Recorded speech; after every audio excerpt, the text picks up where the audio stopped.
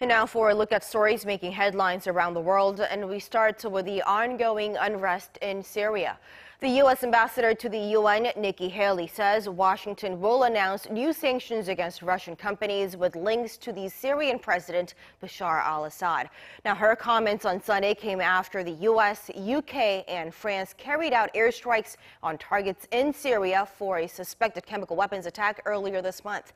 Now, for more on this and other news around the world, we turn to our Ro Aram at the News Center. Aram, now the feud between Russia and the West continues. That's right, Semin. A very tense and hostile atmosphere between Moscow and the West, very reminiscent of the Cold War. The US and Russia again traded barbs at the UN Security Council over the weekend, with Russia's UN ambassador condemning the joint airstrikes on Syrian chemical weapons facilities as a violation of international law.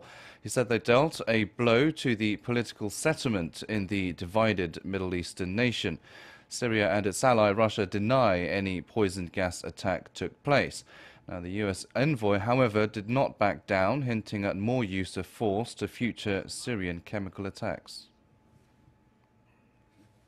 I spoke to the president this morning, and he said if the Syrian regime uses this poisonous gas again, the United States is locked and loaded.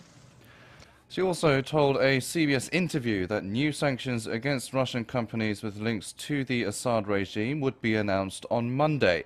She indicated they would be aimed at sending a message to Russia, which she said has blocked 6 attempts by the UNSC to make it easier to investigate the use of chemical weapons.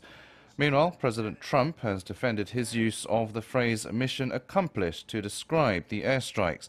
President George W. Bush was heavily criticized for appearing in front of a banner carrying the term during the Iraq War. He appeared before that banner before the war ended, which many viewed as Bush's misguided intervention in the region.